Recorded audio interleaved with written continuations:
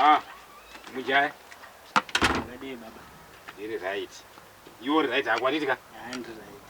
Mundi wapinza mumbomo? Ndapinza na mama. Wo mama wakupinza umu? Oho. Vava kuudzangu kuti baba varipo andika? Hava vandudzi. All right. Saka zvino kana uchitenga gasi. Mugasi umu. Kura kuti uda kukanga kaiwe? Oi baba.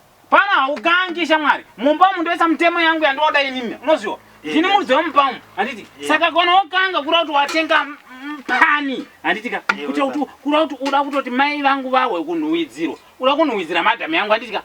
Kuti wakakanga kanga wonhuwidza pai. Unofana kuvhara ma-air vents. Wovhara ma-air door. Wovhara zvinhu zvese zvaunovhara-vhara. Ndo kutopedza nekwandoita. Chaungatobika raisi.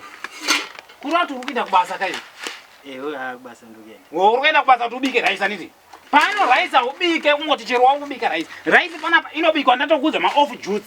Right. Urase zvakaita izvizvi. Ma-chunks ndo emumbamu. Ma-chunks boilisa hako kwatisa. Zvokuzobika mazai. Aiwa bodos. Ndine landlord. Baba. Haubiki mazai pano. Panapo unongobika zvinhu zvaunonyatsokuona kuti landlord ndiani. Udaenda pamusoro palandlord here kana kuti udaenda pazasi. Ndo zvaunofana kufambira nazvo unozvo. Baba. Ukaona ndikakuona wakutomhoka. Bosi bhegi iri kuratidza kuti uri munhu unotoshanda zvinhu zvine mari. Bhutsu yako chairi kutaura kuti une mari iwe. Jini inoinenge zvinoratidza kuti une mari. Saka ndiri kuzama kuti iwe tochi. Andikuona? Zvizvi watouya uchipana magetsi. Hausi kuona kuti imba ine roofing nemagetsi zvese. Ndazoona. Saka tochi uri kuidii? Akuitira magetsi ndakaenda. Hauitiri pano. Toita zvinhu zvakupinda mba.